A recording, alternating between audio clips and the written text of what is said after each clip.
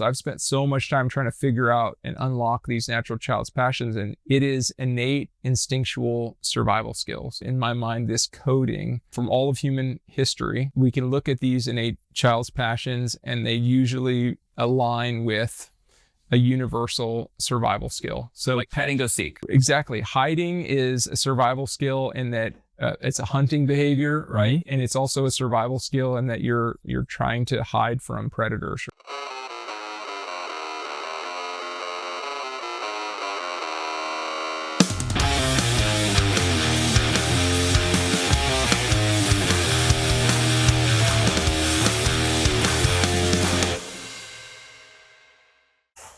Thank you, Dave, for being here. You have a really interesting story.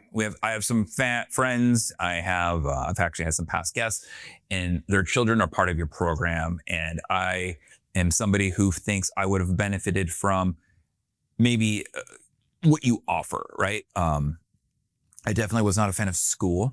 I thought school wasn't either. I thought school was a waste of my time. Everyone's like, well, it's really great for social interaction. And I was like, have you met me? I'm very social. I didn't need that. So I think it's a really cool thing because I have a smudge on my glass and it's going to drive me nuts the entire time. What I like is, what I've heard, I think it's really cool. And I think your story, lends to it. Real quick, before we get into that, I just want to know, like, what are we doing with your haircut, man? Yeah, well, it's kind of boring. I basically just usually leave like, I don't know, maybe 1.5 inches on top. And then I do just kind of a little shorter on the sides. Usually, I'm usually probably go like with a number 3 on the sides, but obviously you don't have to cut it with the clippers if you don't want. If I did it with the clippers, this would be a very short haircut. Not in length, but in time. Yeah, so some of your podcasts, I hear you say that, which is fine, and it's kind of loud. And so however you want to do it, but usually, however you want to cut the sides, but usually, yeah, I go a little shorter on the sides, and it's basically a version of I was in the Army for a while, so a version of my Army haircut, but longer, is kind of how I think about it.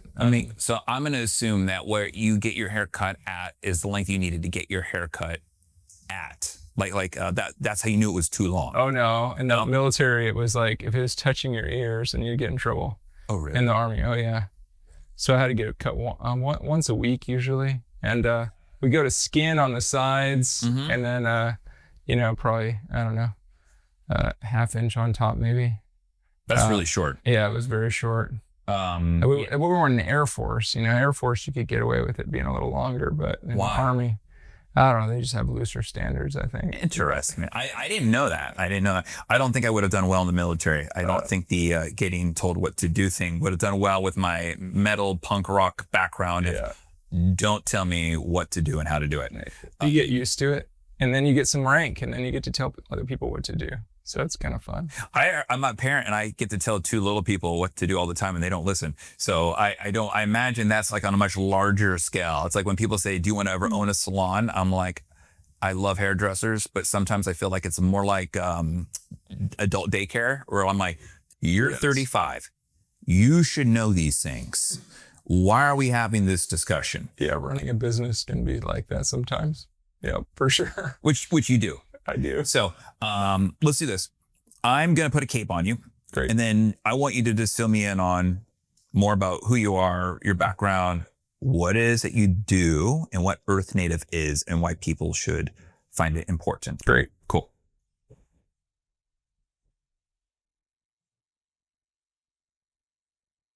All right, Dave. So I'm going to spray you down a little bit and we're going to go over there. So let me just spray you down, get the hair a little damp. I don't want it too wet and I don't want it too dry because your hair is quite dense and the little bit of water is going to help me keep my parting. So, great. All right. So, Dave, fill me in. Yeah. All I know about you is military so far, and you were not in the Air Force because you couldn't have the long Army. Yeah, you're Army. Yep, I'm an Army guy. Well, so I run Earth Native Wilderness School. It's an outdoor education school. We run, courses for all ages, really. So youth and adults.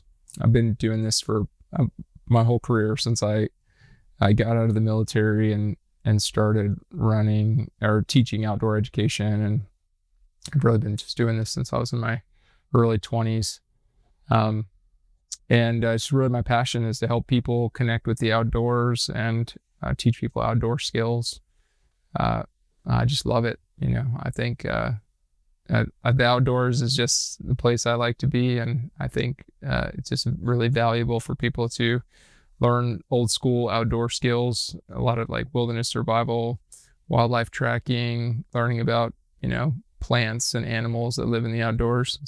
So we just do a lot of cool classes like that. So how did you get into this? Like for instance, I know a lot of people who grew up going camping and hunting and hiking and fishing. And, out of all those people, only one person I know turned it into a career, and they did Coast Guard. Cool. And then they became part of the whole wildlife fishery in California. Nice. And that became his career. Yeah. Nobody I knew ever turned their hobby of being in nature into an actual career. He's the only person I know, and clearly that's a very structured, linear path. Like you do this, you do that, boom, you can get into the wildlife part. You went more government that way. You started a career in government with military, and then you went in the opposite direction. So how does somebody did you grow up in like mountains and wilderness terrain? What's going on? It's an interesting story. So I had a really cool childhood, actually. I look back on it and I feel really lucky. I grew up in South Austin, and my parents picked a house that was on a little creek in South Austin, and my mom was really kind of anti-TV, which I didn't love as a kid, but nobody does. I'm super grateful for that now. So I didn't spend a lot of time on TV. I think we usually kind of went back and forth between not having a TV to having 30 minutes to sometimes occasionally my mom would let us have an hour of TV a day or screen time. She was probably ahead of her time, mid 80s.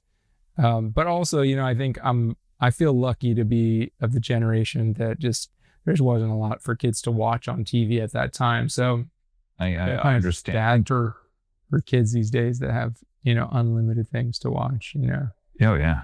But, who wants, obviously Saturday mornings, it was stuff to watch, but, we watch soap operas or the news, so. Or more profit. Right. Yeah. Oprah. Sally Jesse Raphael with her red glasses. So I think you and I are like in the same age. Yeah. Right. If you stayed home from school, I remember how boring that was. Oh my God. The Price is Right. Or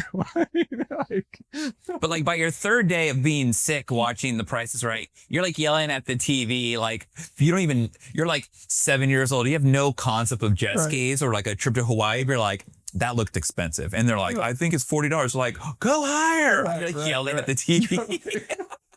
Well, then, after The Price is Right, what would like Days of Our Lives would come on, you'd be like, oh God, I can't watch this. And then The Days of Our Lives. Yeah, it'd get to the point where like it was almost better to go to school. Oh, yeah. It was just rough. If you were home alone, your parents went to work. So yeah, I grew up spending a lot of time outside, and then my dad moved to Colorado. My parents got divorced when I was like 4. My dad moved to Colorado, Southern Colorado, when I was probably about 5 years old, which is pretty rough for me as a kid. But my dad and uncle got really involved with search and rescue, Southern Colorado. And so my dad bought like a little farm, 40-acre farm right up against the national forest in this little tiny town called South Fork in kind of just south central Colorado.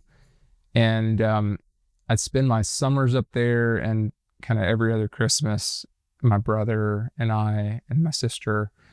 And from the time I was probably like 7 or 8 years old, I started going on these search and rescue missions with my dad. And it was really cool. I think, it was just whenever we were visiting him and whenever we would get a call, and we would really just tag along in the truck. So it was pretty exciting as a kid to be, my dad had a search and rescue pager, and it could be any time of day or night, somebody up in the mountains getting lost or injured. And we would get these pages, and my dad was really good at putting us to work. So he would, even from the time we were really little, we'd all have our jobs. If we were in town, visiting him, I think at one time my job was to like grab the search and rescue packs, which were like these emergency packs that the search and rescue crews would carry with them out in the field. And, my brother might be responsible for grabbing flashlights or, food or something. And, sometimes just 2:00 in the morning, we'd get a page and wake up and, probably, every kid probably dreams of being like a firefighter or something. It's probably kind of felt like that to us, to be called out on these emergencies. And, we didn't get to participate when we were little. We just would be in the truck. And I just have these vivid memories of being up in the mountains in my dad's truck. And a lot of times we'd be asleep, or listening to the search and rescue missions play out over the sheriff's radio. And my dad would kind of be in and out. And we'd be asking him what was going on. And then even when we didn't have searches, we had once a month search and rescue meetings at the sheriff's office, kind of annex. And they would talk about all the different search and rescue missions that they had been on, and they would debrief, what went well and what didn't go well, and what they could do differently. And also you would get to hear the stories of what happened to these people and how they got into the situation that they were in, and ultimately what was the outcome and what was our response as a search and rescue team. And so I just grew up with that experience. And then when I was 14, I went to live with my dad, and I got more involved with search and rescue team. I started training with them. And eventually, I remember the first time I actually really got involved with the search, I believe I was 15 or 16. I was, I think, a freshman in high school when I'd first gone to live with my dad. And it was about 2 or 3 o'clock in the morning. We'd gotten called out on a plane crash. It was a small plane that was maybe like a 4 or 6 seater plane. Little Cessna. Yeah. And it was some, I think, flying instructor who was trying to teach some guys how to fly in the mountains. And they'd gotten into a box canyon, and they didn't have enough power to get out. Which I think is a really common thing now that I understand. I'm not a pilot, but I understand that a lot of these aircraft, especially in high altitude, will get into these situations where they fly into a situation where they don't have enough power. They can't turn around, but they don't have enough power to get out.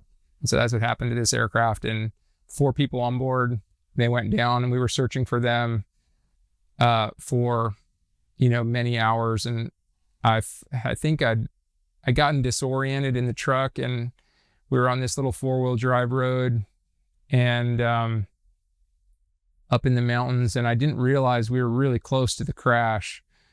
And my dad had just told me to wait in the truck, and I was just sitting in the truck, and all of a sudden one of these paramedics that I was actually the father of one of my friends from high school came up to the truck and tapped on the window and startled me and told me to get out and that he needed my help, and walked me into the woods, maybe 200 feet, and right up to the plane crash, and told me to help him hold this guy down who was in shock and who was kind of fighting him, and just had no idea where he was. He didn't understand that he'd been in a plane crash, or that he was, we were trying to help him. And so is that a common thing that happens in shock? When people are in shock, that's one of the things that you look for, is whether they have awareness of who they are or where they are, the events that led up to that led up to what the situation that they're in. And so he didn't have, consciousness in that way, even though he was awake. And so he was badly injured with, multiple femur fractures, and probably some head injuries. So I was helping him while this paramedic put an IV in, and we got these guys out of there, and we ended up taking them out one by one in the bed of my dad's pickup truck, down this 4-wheel drive road to where the ambulance was waiting. And, I went to school on Monday, and my English teacher, I remember being in English class, my English teacher was like, did you guys hear there was a plane crash, over the weekend? And, I was like, yeah, I did hear about that. And so, I had these, all throughout high school, I had these experiences, and I was around the sheriff's department a lot. And so, my dad was best friends with the county sheriff, and I thought I wanted to go into law enforcement. So I ended up I didn't want to wait till I was 21 to become a police officer. So I went and ended up in the Army Military Police Corps, because I could be a police officer when I was 18. And my dad was a military veteran, a Navy vet. And I kind of always knew I wanted to serve in the military and kind of serve my country. So I did 6 years in the Army Military Police, and when I got out, I was, kind of thinking I was going to go into law enforcement. But I had some weird synchronicities. I was my last deployment before I got out of the military, and this is probably could be a whole nother podcast on this, but I was a prison guard at Guantanamo Bay, Camp Delta detention facility in Cuba. I hear Cuba has some of the best beaches.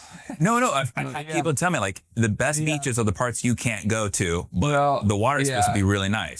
So at Guantanamo Bay, the beaches were all right. We were working hard. You couldn't get a lot of time off. We did go to the beach a little bit. When we first got there, we were all right. The command was pretty chill, and I think we were working 4 days on, 2 days off. What year is this? This was 2002, right when they first opened. I was gonna say, I was just trying to figure out a timeline. Yeah. I had another guest who, she never mentioned anything about Guantanamo, but she was doing there's a lot of, I know there was interrogations at some point. She was a CIA. And she was always going back and forth for like a decade, basically, to all those hotbed of terrorism. So okay, I can only imagine Guantanamo. Sorry. We were the second deployment of units to go out to Guantanamo right when they first opened Camp Delta. So originally it was Camp X-Ray, which was very rudimentary, like basically just chain link fences, and then they opened the new Camp Delta, which is basically like shipping containers that they'd turn into prison cells, which was a step up, believe it or not, from the original. And then they eventually closed that down and opened a new prison that was, more modern. But yeah, the beaches were pretty nice so eventually a new command came in and started working us really a rough schedule. We were eventually working like a 13-1, where you were like one of the only people in the unit, right, in your platoon off. Is that what? 13. What's the 13 mean? 13 days on, 1 day off. Holy fuck. And so basically you just had enough time to do your laundry and sleep in for a day, and then you were back at work. And that was rough. That was a rough schedule. So we weren't going to the beach or having any fun. Definitely not on that one day.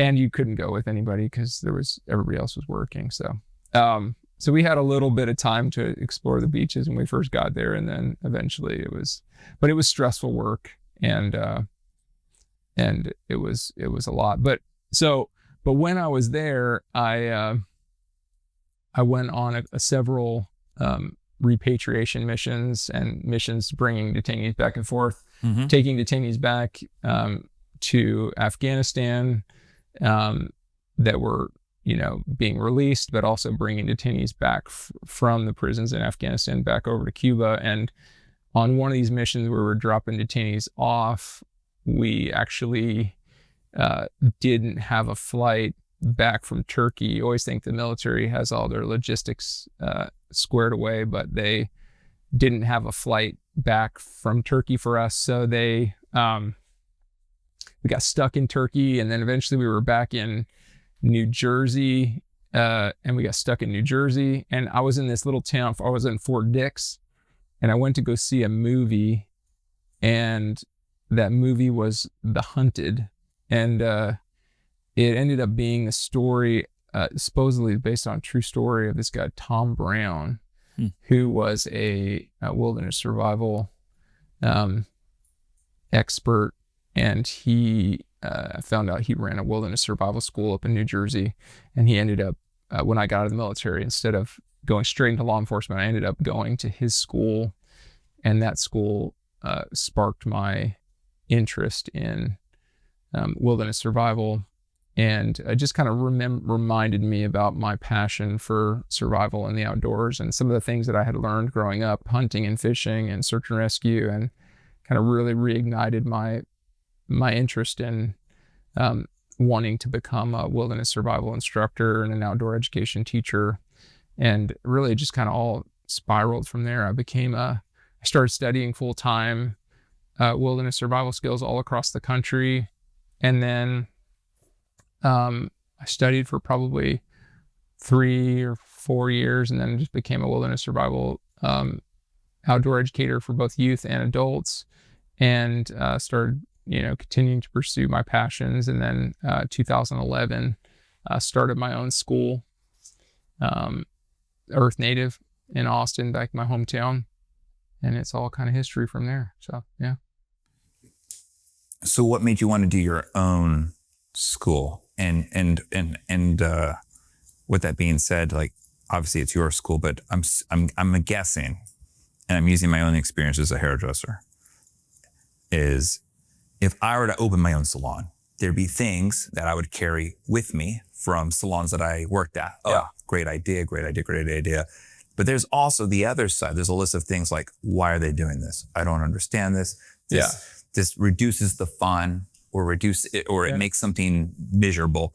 Was that kind of like the whole thing? Like, hey, they're doing, all these schools do great things, but I think I could do it better if I'm serving these people, or what was the catalyst for that? Yeah. Well, I think I always wanted to start my own school. I think from the moment I had the spark, I think wanting to expand,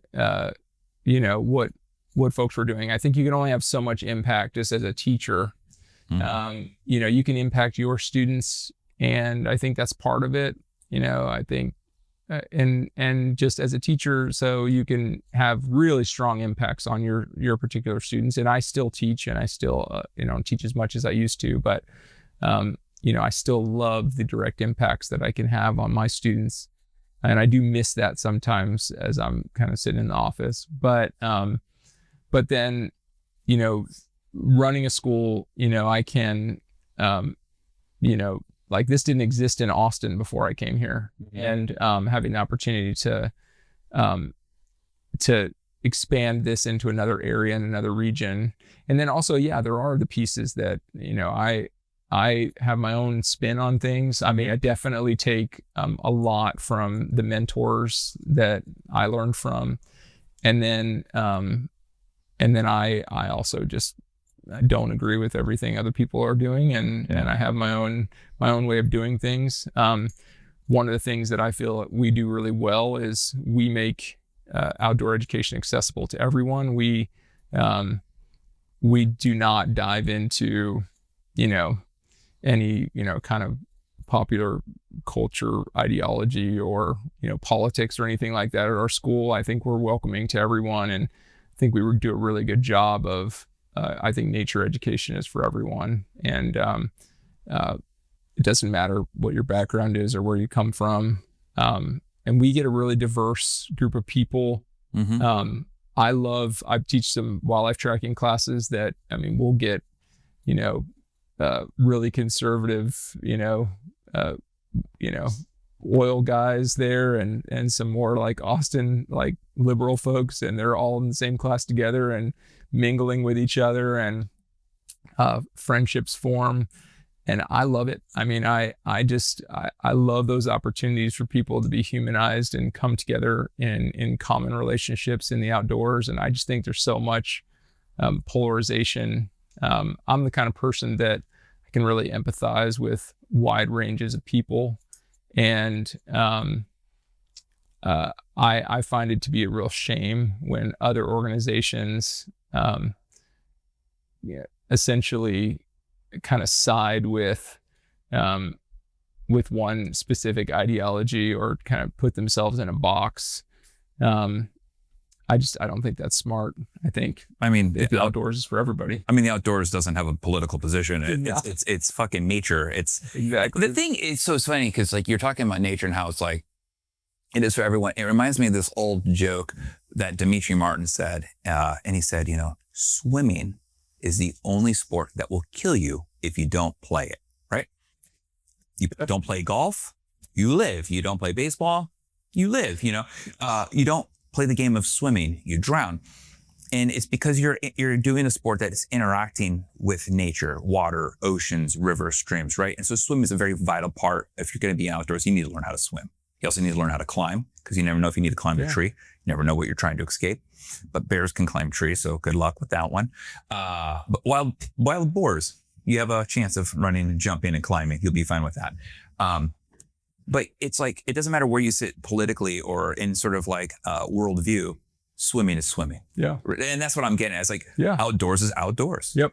As somebody who never enjoyed that kind of things, I always tell people, I love the outdoors, but I grew up in Southern California. So my idea of the outdoors is like going to the beach, paddleboarding, snorkeling, free diving, trying to catch little baby sharks with your hands, and you realize they're really fucking fast and you can't do it, which makes you really worried about a big shark and how fast those guys get.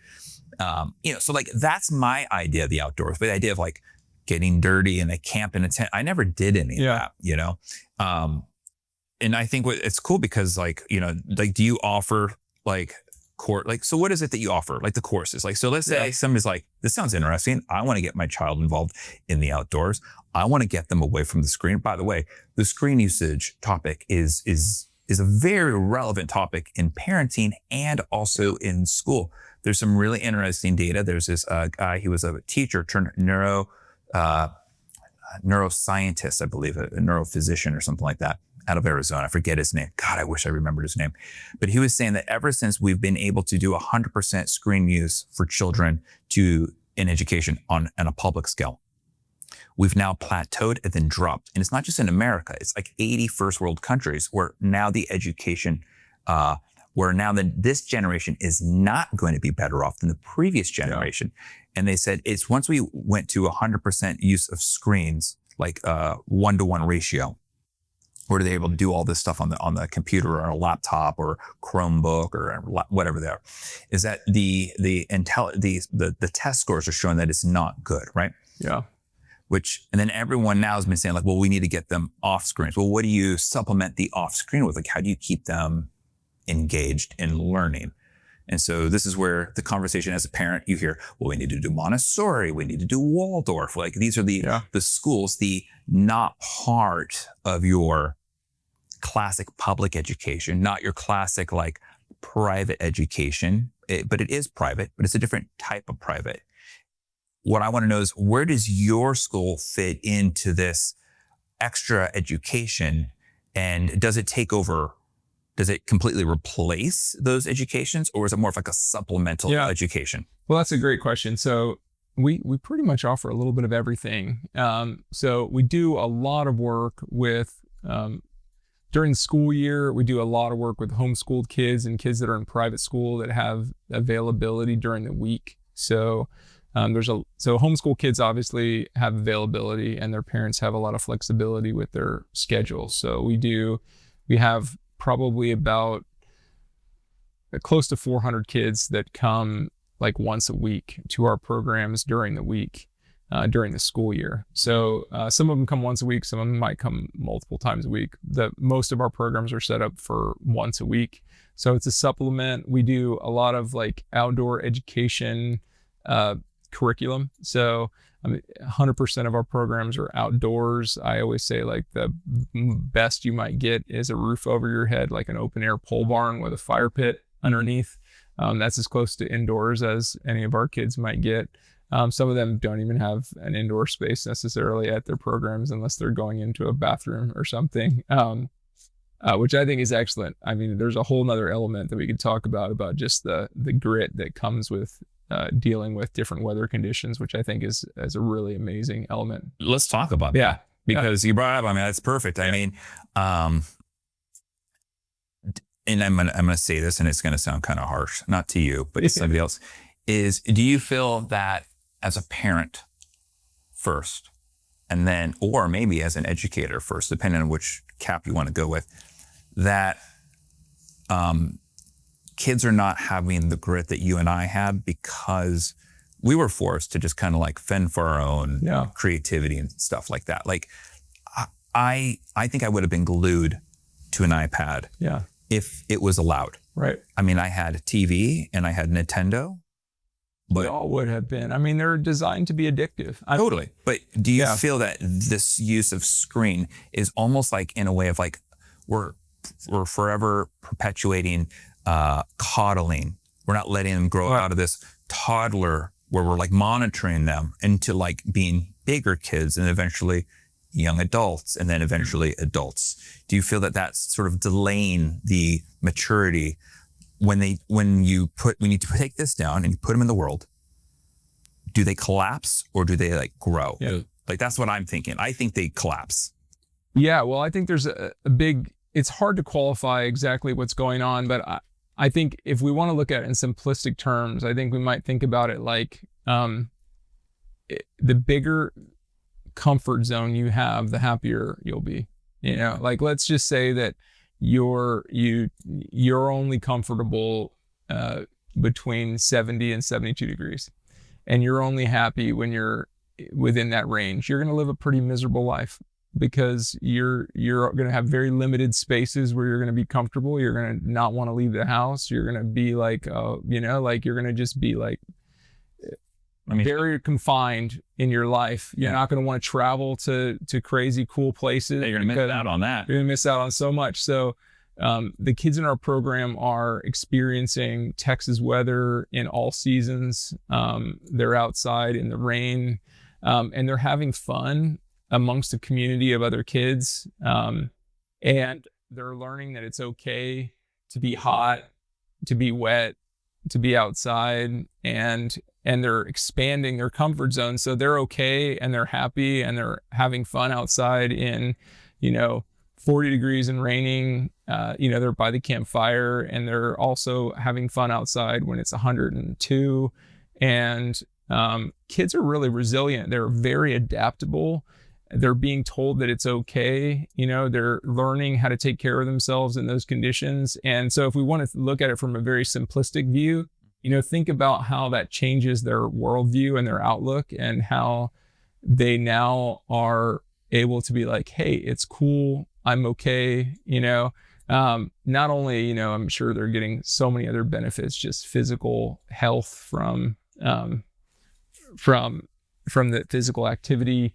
There's so many benefits in research to just being outside in nature. We have no screens at our programs. The staff aren't even allowed to use screens as supplements for education. It's okay for them to not be able to answer a kid's question. They can't pull out a phone and answer a kid's question, even if there's a simple question about what bird is that or what caterpillar is that. I would rather them be able to say, I don't know, than to pull out a phone, because then it becomes all about the technology, and I don't want it to be about the technology. I want everybody to be in the moment right there. Let's just look at the bird, and maybe later we can look it up, or maybe we just don't know, and it's fine, because that's the old school way, right? When we were kids and we were outside and we had a question, we didn't have an answer. And it's okay. And it's okay for kids to learn that you don't have to have an answer for every question. I hate this, that the world is, isn't it so annoying when you're in a conversation with somebody and you're trying just to be in the middle of a conversation and somebody pulls out their phone and puts their phone between. Real quick. I have to answer this real quick. I'm just messing with you. I'm messing with you. You know what I mean? Like they put the phone between, you're like, oh, I wonder, what some fact or something. And somebody pulls out there. I'm the worst at that. I will watch a movie like, I know that actor. Where are they from? And then I start looking. I'm like, oh my God. Right. Blah, blah, blah. They have the same birthday as my aunt. And my wife's like, stop. Right. Watch the movie. And I'm like, Yeah. But it's not our fault. That's what I have to remind myself, is that, we beat ourselves up about it, but really it's these tech companies that are manipulating us. They're stealing our attention. They're creating, ADD. It's like this drug, that that they're putting into the world, and they're monetizing it, and as adults, we have we didn't grow up in this world, and so we understand that there's something else out there, and kids don't have a chance, and even parents, like it's so hard to fight against this, and I've got 2 teenagers at home, and it's Do they have a phones? constant battle. Yeah, I do. Well, my son he's got so many restrictions on his phone that he might listen to audiobooks. That's about all he does with it. He's 13. But my daughter, she's 15, and she has a lot too, but she pretty much just chats with her friends. But my kids don't have social media, and I don't know that my kids ever will have social media. Like I'm to the point where, like, I think that might just be a decision that they have to make once they're adults. Yeah. But I don't know that I'm comfortable with them having social media at this point ever until they go to college. While they're under your roof. And I don't think that they should. I mean, to me, social media is kind of how I keep track of my friends. Meaning, like, if I ever want to kind of look up, hey, I wonder what that guy that I was, in elementary school with what's he up? Is he still around, or how would I contact him? That's how I do social media. That's called Facebook. I don't post, Yeah. but I'm not, I think social media is a very tricky thing, because I think for business, if you have a business, it's no different than running a late night infomercial that people are able to see, and we do you do for our use it for business. absolutely. We do. Yeah. And I've met great friends in the early days of social media when it was called Friendster, which was predates MySpace. I remember Friends. Oh yeah. I have friends that I met through random, like, hey, you're near me and you seem like you're into cool stuff. Let's become friends. And we're still friends to this day. Somebody I met when I was 19 and 44. We have a great long friendship. And I think there's a value to social media. I also think there's a massive negative to social media. There's a really great, funny enough, social media account. I love the paradox and the irony of this, called Scrolling to Death. And they've been documenting all the court cases with Meta and YouTube and children, and the negative side effects of this. And I think it's shining an amazing light that, like, these things can be fun, and they can be great, and they can be useful and educational. I wanted to watch something about, suspension bridges. I couldn't find anything on Netflix. I couldn't find anything on, any of the streaming platforms with any of the apps, but I could find a whole lot of really cool, funny enough, old VHS that somebody put onto YouTube about suspension bridges. All the shows that I used to watch, like, hey, here's a Mr. Wizard, and Mr. Wizard is talking about whatever. And my kids loved it. And I'm like, where did that education go? First off, I mean, PBS used to have really cool shows that would actually be fun, engaging. You learn something, right? But now that doesn't exist anymore. And now it's like the Mr. Beast style of editing, which they've shown that even though if it's educational, if they keep showing a clip every like 3 to 4 seconds, it creates this crazy dopamine rush, which actually starts to completely dysregulate children with always needing to have more and more and more. Right. I think Coco Melon apparently is like the prime example of like the worst program a young developing mind can watch because of how it's edited, not because of the content, which I think I had never put those two together until recently. That was the conversation. It's not the content always that's the bad part. It's how it's being presented. And I was like, interesting. Because what makes somebody get glued to the screen is what makes somebody gets glued to that. And then you turn it off and they freak out. Well, that's interesting. That I as a survival instructor, I am often focused a lot on psychology, and I like to study just kind of like how people get themselves into trouble, and one of the things I constantly come back to in my classes is this concept that the worst kind of risks that we can take as humans are the risks that we don't understand. And I think that a lot of times there's those consequences or things like you're just talking about that we think we have a grasp on something, as a parent, or, like, what are the risks that I'm dealing with. Like if I give my kid this iPad, oh, the content seems educational. And yet we have no clue the risk that we're wading into because we don't understand the psychology, or we don't understand the consequences. And, there's so many of those things, that we're completely out of our depth when it comes to screens. And we're running this like massive, global experiment with our children right now. Absolutely. We have no idea how it's going to turn out. And the thing about parenting is that throughout all of human history, parents have had the foresight of the wisdom of our parents and our own experiences to help guide us to understand what we needed to do and how we needed to raise our children. And we don't have that anymore because we have no clue. We didn't have these experiences as kids, and we cannot therefore understand what, basically the cost benefit analysis to what's happening right now. And I think a lot of parents have just kind of given up, And given up in which way? Like giving up the fight and just letting the kids have the screens? Just like, giving up because it's too hard. I think people have just like, hey, because, it's like as a parent, it's almost like the everyday battle, and it's a battle that's never won. You have to be on it every day. And it's like every time you go to the gas station, the kids ask for candy. It's the same thing with the TV. They're constantly pushing for screens, and it's really hard to push boundaries. And there's always times you can justify, well, I got a meeting, this would be okay if I did it now. And there's always the easy way out. And it's just tough, So, like at our education programs, people can just drop their kids off and know whether it's one of our summer camps or one of our monthly programs or one of our once a week programs. Kids are not going to be on screens, and they're going to be outside all day. And I would say probably greater than 99% of kids just love our programs. I mean, we basically get to the root of, I think, instinctual child's passions, things that kids just instinctively love to do, I mean, and that hasn't changed. Kids are still kids. Kids still like to throw rocks at stuff. They still like to climb on things. They still like to build forts. They still like to light fires.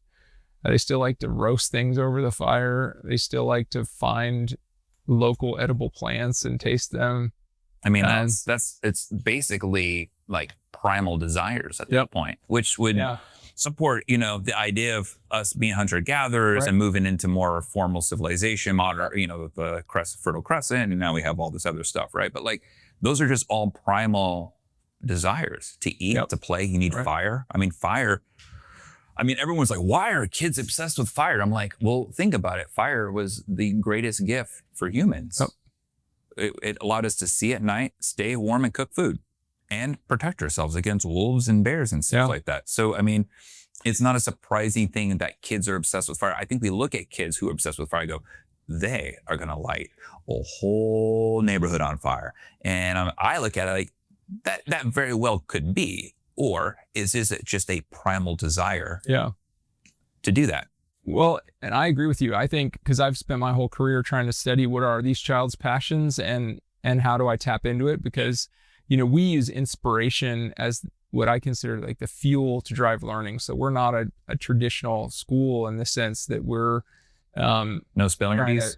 We're not trying to like everybody sit down and pay attention and you have to get through this. We're trying to use inspiration to get kids excited about things, and then we're pushing learning when the kids are excited. So it's a natural learning process.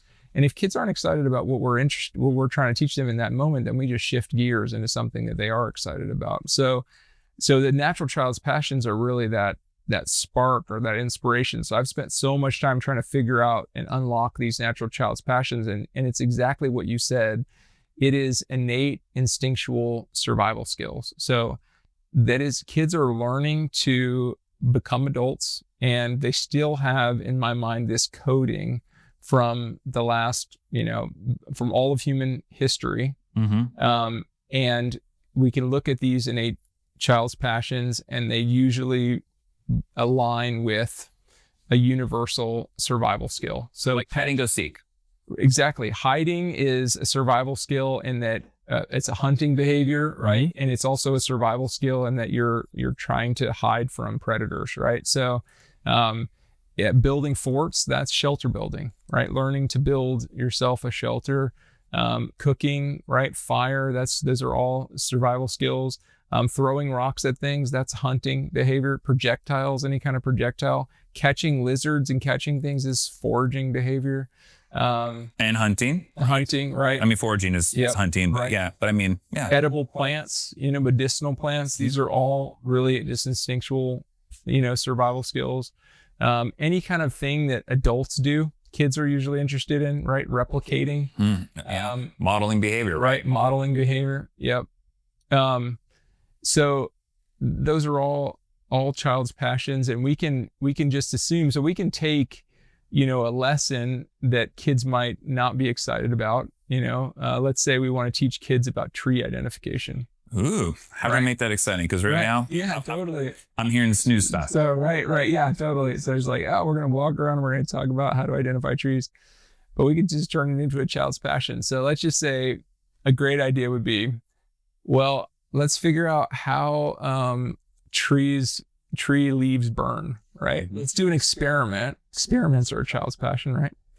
Let's do an experiment, and fire is a child's passion, with how different tree leaves burn. Do they like smolder? Do they light on fire? What kind of smoke? Does it have different color smoke? So we might light a fire, and we might go gather different kinds of tree leaves and light them on fire and see what happens. And then we want to figure out, right, what leaves burn the best, and we need to be able to ID those trees. So that might be a way that we, connect child's passions. Another way might be a way we turn it into a game. Games are child's passion. So we might play a game. One of the games I like to teach my staff is a game called You're Only Safe If. So you turn random things into base. So you might say, okay, you're only safe if there's like a tagger. You're only safe if you're touching a mesquite tree. And they have to know what a mesquite tree is. Know what a mesquite tree is. Right? I don't know what that is. Yeah, right. So you have to walk around. Barbecue. Yeah, in advance, and you have to teach them. In advance, you go, okay, this is a mesquite tree, and the kids have to pay attention because they're like, I want to know what the bases look like. And you're like, this is a hackberry. This over here is an oak tree. And then we're going to teach, and then you maybe start with 5 different trees. And then you pause the game after 10 minutes and you say, okay, I'm going to add in 5 more different bases. We're going to make it more complicated now. And you walk around and you teach them 5 more different trees, plants, different things that you might add in as bases. And now it's self-regulating because the tagger kids are also identifying the plants, and they go, hey, that's not a mesquite tree. You're touching a hackberry, and you get tagged, right? So those are just ways that we're connecting child's passions, and learning. And now when it's working really well, we call it invisible school, because essentially the kids, they're not in school, they're not learning, they're just having fun, and they don't go home and go, we did a lesson on tree identification today. They're just like, we played games, we had fun, we threw some rocks at stuff, we built some forts. And that's what I want our organization to be. I don't need the kids to know that they're learning, and they do. They learn so much. Ultimately, I'm so impressed with the kids that stay in our programs for a long period of time. Like, it's incredible how tough they are, how much they know, how capable they are. I look at some of the teens that have been in our programs for years, and the level of capability, personal responsibility, knowledge they have about nature, it's unmatched. And I just wish we could bottle that and show it to parents, and I promise you, like, everybody would want to be in our programs. It's incredible. It truly is. So let me get this off you real quick. Yeah.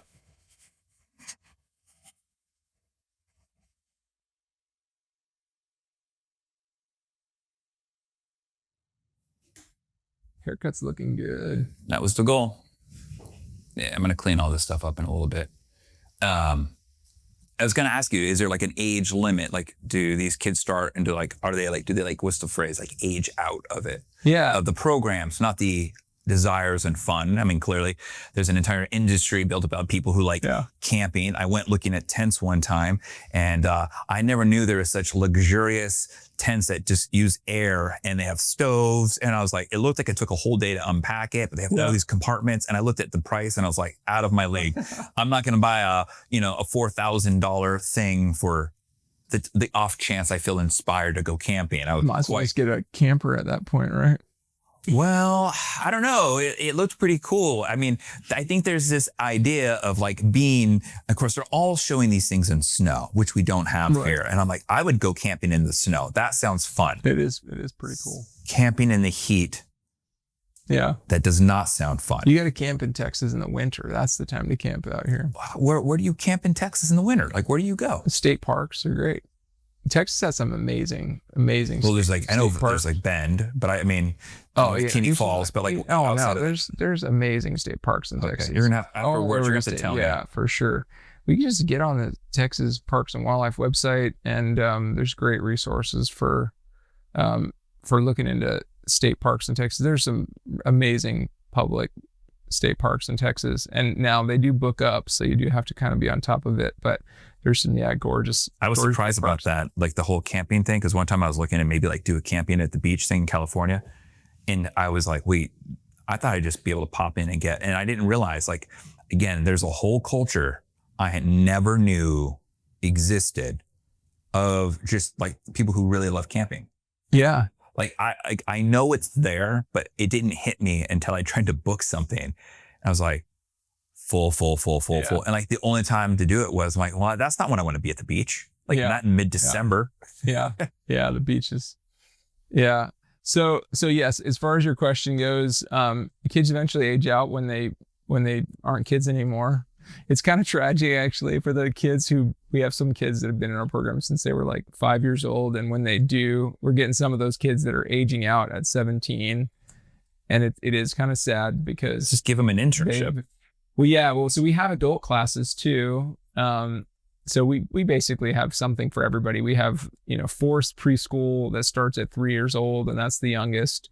And honestly, our forced preschool is incredible. I think we have one of the coolest preschools out there. I think that's exactly what like little kids need, is they need to be out there early on. Yeah. Oh my gosh. I mean, we have kids literally 3 years old. They're outside all day.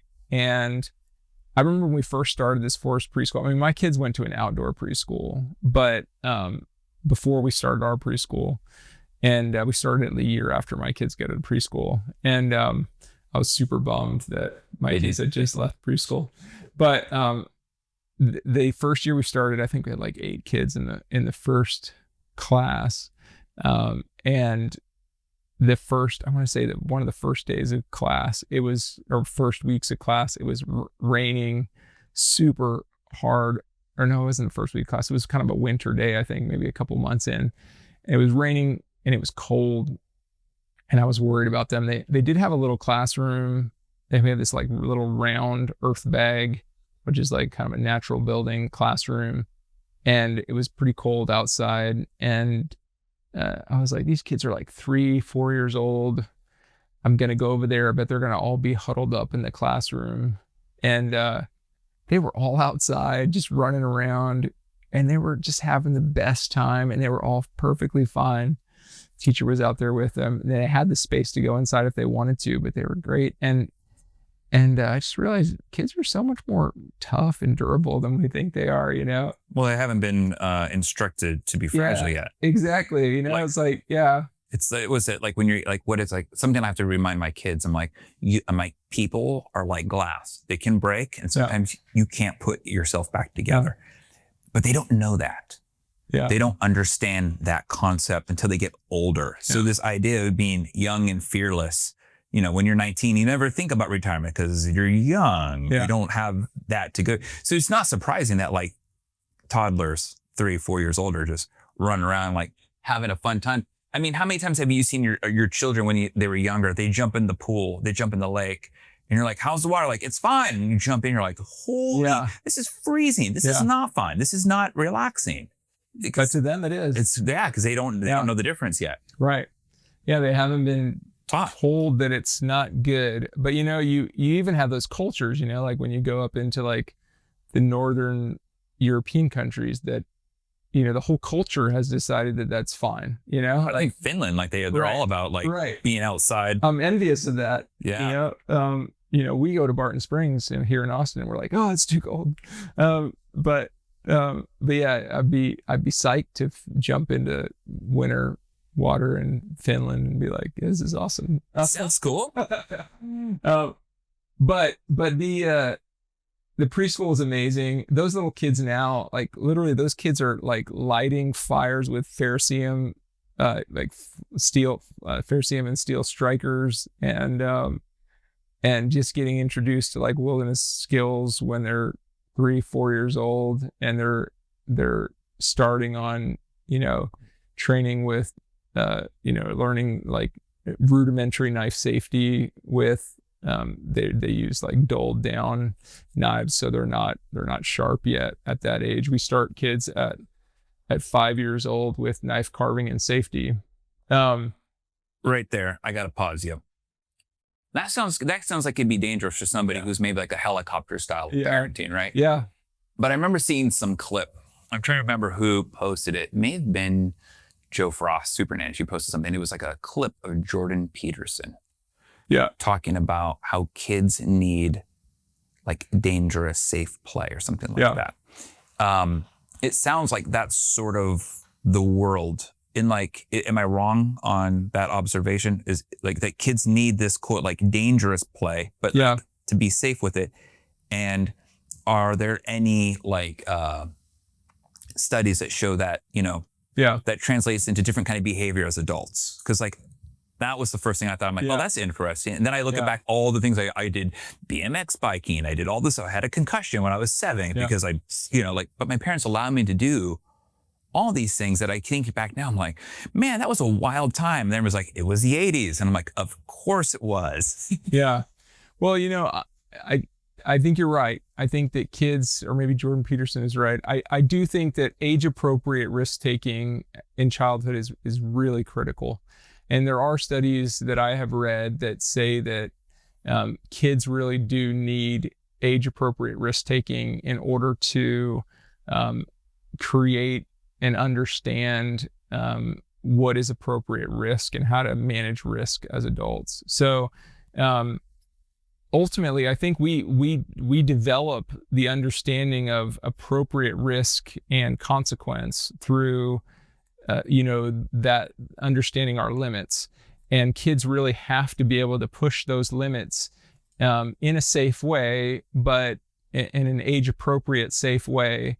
And we do that really well. So we understand, we want kids to be able to push those boundaries. And that does mean getting hurt, not badly, but getting hurt a little bit, so kids have to be able to get hurt a little bit so that they don't get hurt badly when they're older. My dad always said, I'd rather you scrape your knees and break your legs. Yeah, for sure. And that really never made sense really until I got a little bit older. But he would say, he goes, hey, I'd rather you get a little hurt and understand that versus having the big hurt where you can't come back from it.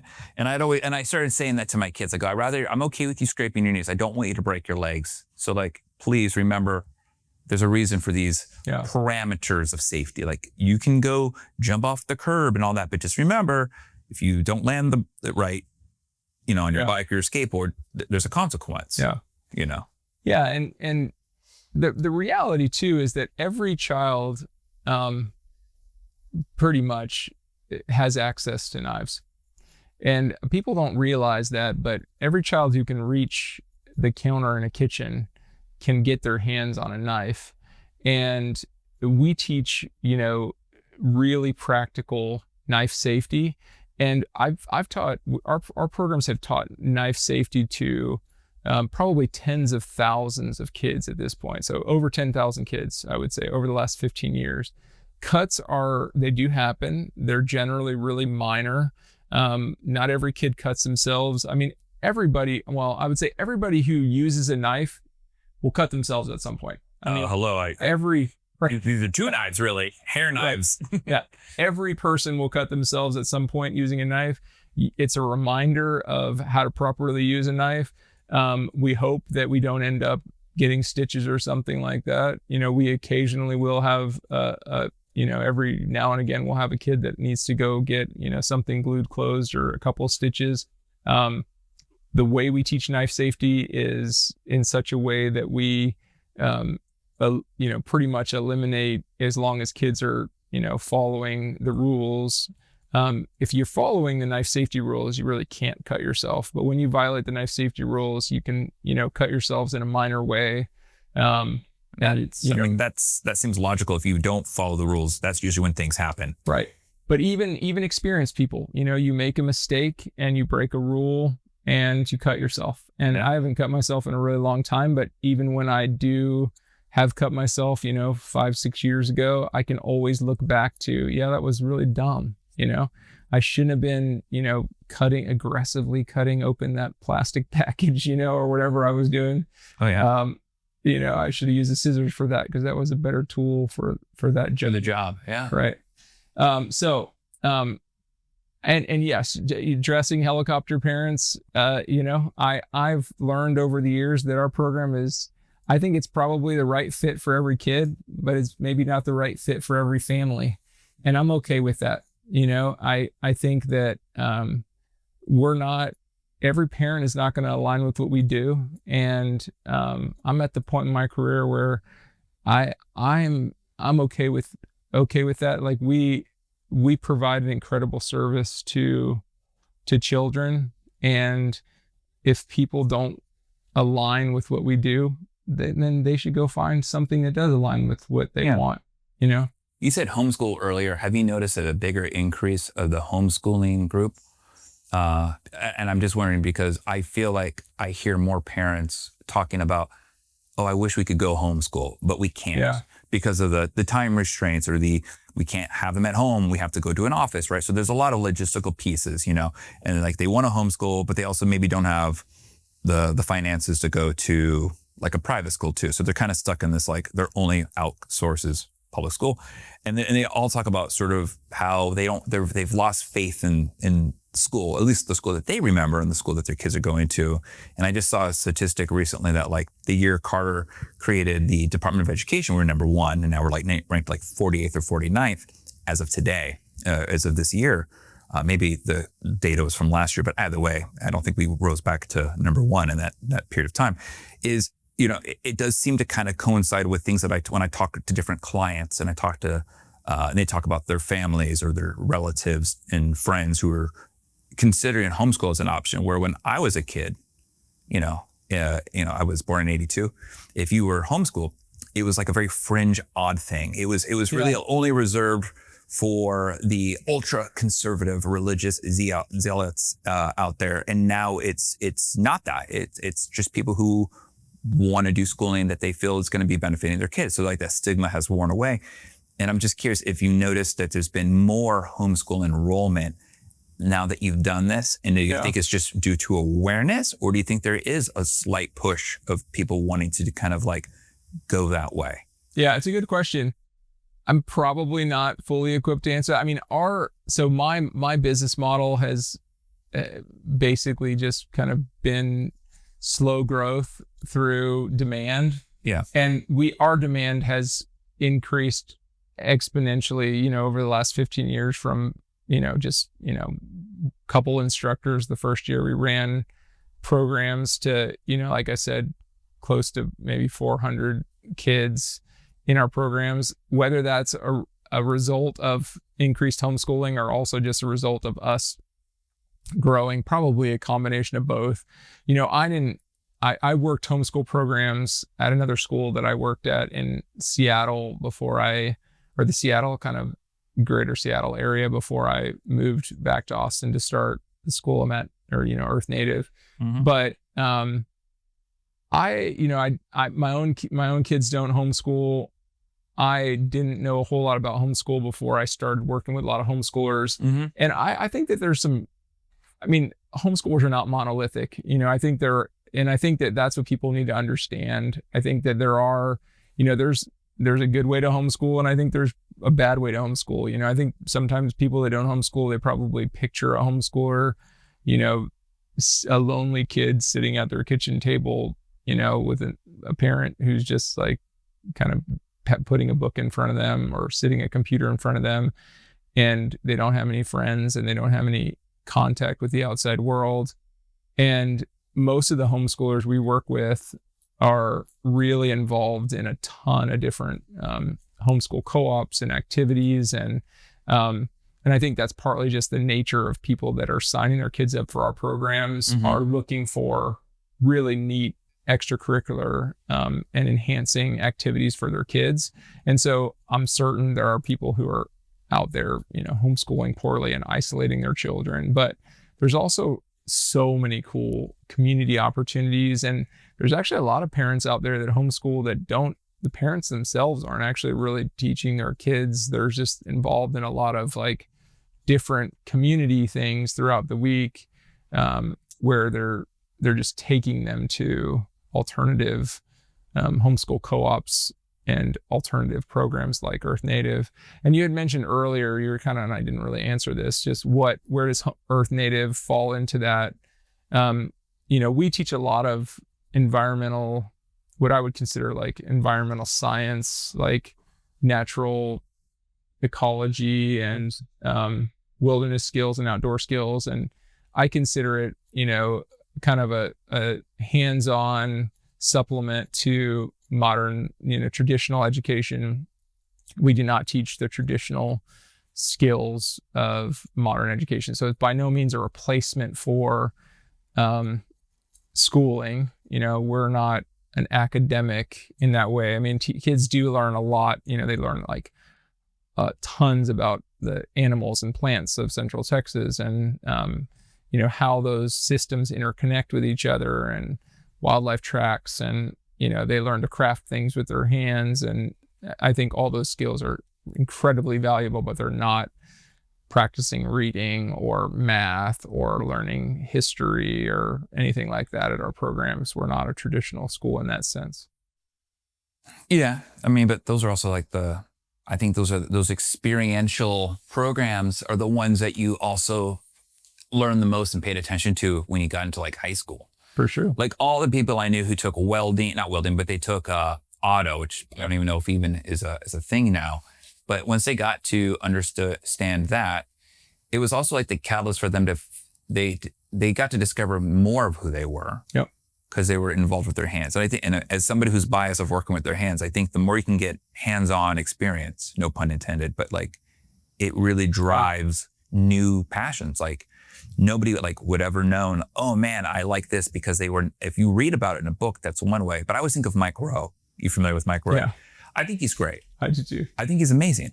And I love his advocacy for trades, but they're all hands-on, and you wouldn't know you would ever like or do that until you actually experience it, right? Yeah. So like what I like about what you're doing is that you're getting people out, because every kid, their favorite class is recess. And then the second favorite class most people have, at least growing up, was PE. Right. And what do those both have in common? They're usually outside of a room, interacting with people, being in the sun, doing something physical, either getting their hands dirty from playing flag football or kickball or something like that, or just playing tag on the playground. And so if you're able to take those two ideas and then wrap it up into a whole day program where they're learning about the nature around them, and you're really catering to those primal desires that children want, they're going to learn stuff. They're going to learn about what a mesquite tree or what prickly pear is, and why this is important. And if you give them a reason to remember it, hey, if you're ever stranded, you can use this for that. Like that's a very easy exchange of like, that's why I should learn it. So I think it's really cool. I think it's a very valuable thing. Yeah, I agree. And I lately, I think in the last few years, I've kind of started to look upon the work that we do as foundation building. We're helping to build the foundations of of human beings. And, we do teach a ton, and kids learn a ton at our programs, but beyond the learning that they get, it really is so much of just the experiences that they have outside. And like I said, it's the cold day that they push through. It's the confidence that they build. It really is the culmination of the experiences that they have that develop them into the person that they ultimately will become. And I think that those experiences are more valuable ultimately than the knowledge. And I've seen it too with our adult classes. We have, especially with our adult, we have a survival skills intensive that runs one weekend a month for 8 months. Oh, wow. And so adults will come out and, train in survival skills, and that culminates in a 5-day survival trip at the end, where they'll go out as a group and, with really limited equipment, and I always love and those survive TV out in the shows. woods. Yeah. Was it bear? They drop them off. I'm like, that seems like so much fun. But at the same time, I'm like, I don't think that's for me. I think the Amazing Race would be more my game show pace, versus throwing me into the wild. But I also have no knowledge of this. It's type 2 fun. I've heard that term. You ever heard that term? No. What's type 2? Well, it's not fun in the moment, but it's fun in hindsight.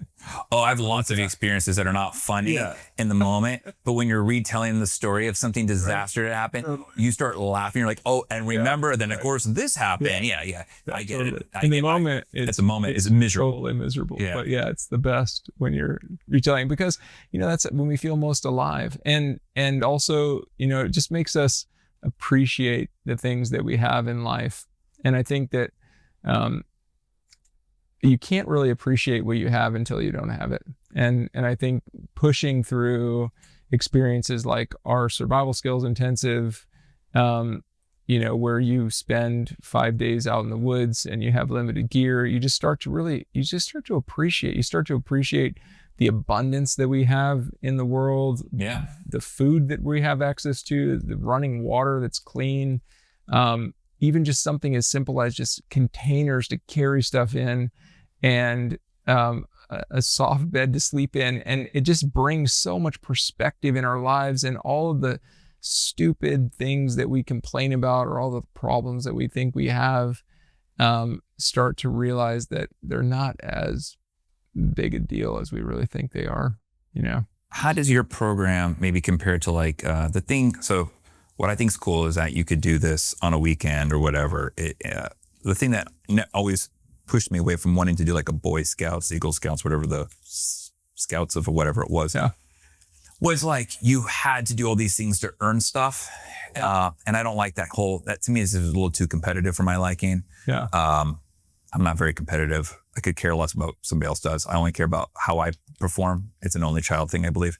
I see the difference with my kids. They are constantly competitive with each other. And I'm like, I never had that. It's probably having siblings. But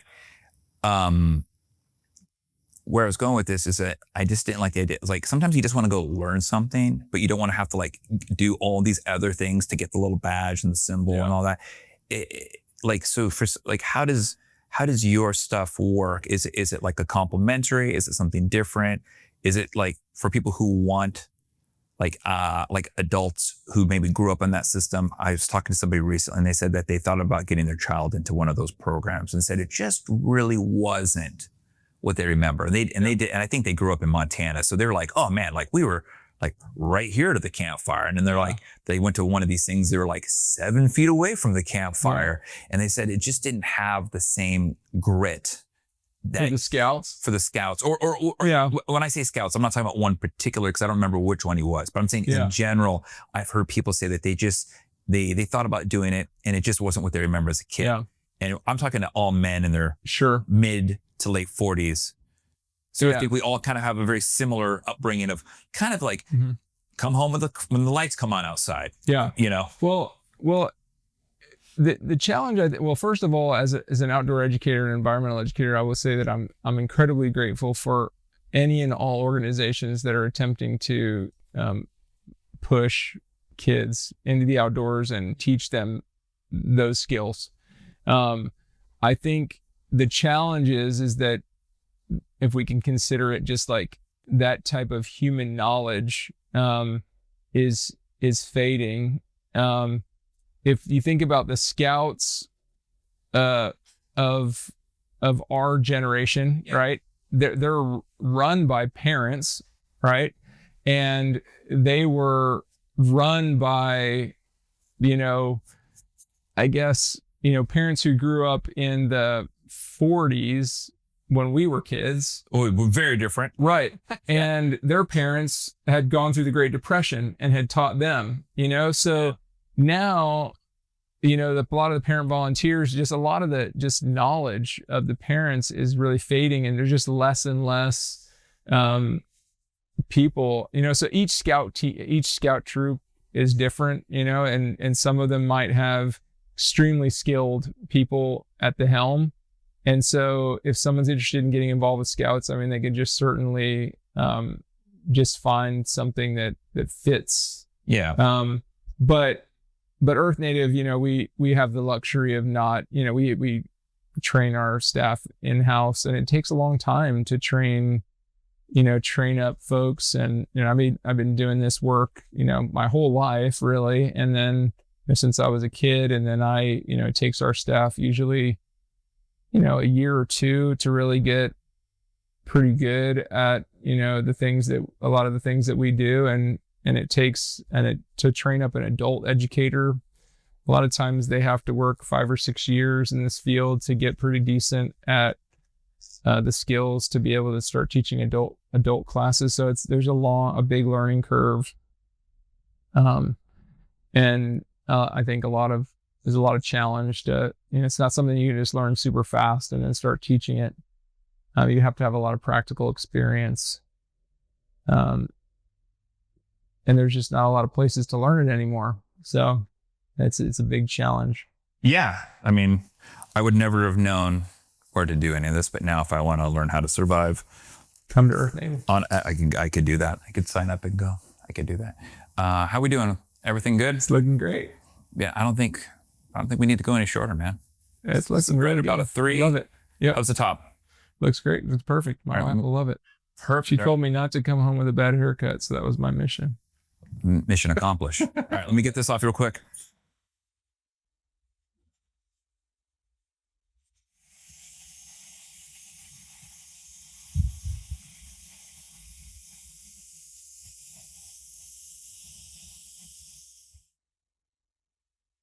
Do you ever put product in your hair? No, usually, but okay. Can I put a little bit in? Sure, okay. Go for it. Just for the whole shebang. Go for it. Yeah. Did we miss anything? I don't think so. I think we're pretty good, I think. Yeah. Yeah. I mean, again, like, I just think that this sort of stuff is, like, you talk to kids and kids just want to be outside. Yeah.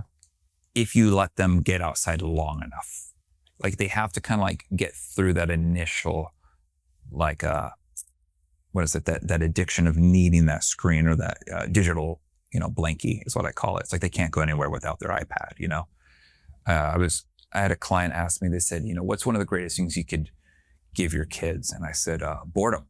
Exactly. And they're like, what? I go, yeah, because like my favorite things I all discovered by being bored. It was like, well, I can draw, I can read, I can do an Etch-a-Sketch, the thing that my parents did put a limit on was the Game Boy. Yeah. Because that was like, all right, like, hey, we're going on a long ride. You can bring the Game Boy. Okay, in a long ride when you're 8 is like an hour and a half. That's a long ride. And I was like, all right, it was like I played the whole time, the batteries are dead, and then I had nothing to do on the way back.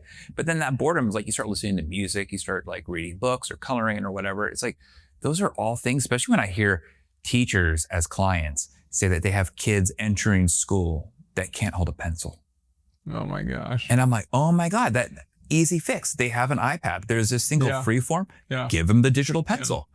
Like, I think this thing doesn't matter if it's paper or pencil or a screen, as long as you can get them to do this and draw. Yeah. Like, you've now got over a hurdle. And by the way, that like $100 Apple Pencil is way cheaper than the supply of paper for a kid. You're like always ordering more paper. You're like, well, there's going to be no forest left because of my child. As long as they don't lose This I don't want you to be on a screen. However, this is the most environmentally sound choice I can give. I think this is saving more trees than your, like. And then the cool thing is, if they do digital, they have a cool thing. You just send it to like the grandparents. That's cool. Yeah. So there's like, I try to look at technology as like, how can I recreate some of my favorite childhood memories? Yeah. But doing it where like they could draw something, boom, we can send it to grandpa. We can send it to the we can send it to your cousins or whatever. That's the best part. Any final words about Earth Native and how people can find you? And is it in one location or several locations? Yeah, like we never discussed that. Yeah, it's great. We have a campus out toward Bastrop, so we have like 105-acre, really beautiful campus. Are there animals? Yeah, we have farm programs out there. So we have a once-a-week farm program called Farm and Forest Roots. So we have pretty much something for everybody. It's not just for homeschoolers. We have once-a-month programs. We have summer camps, day camps, and overnight camps.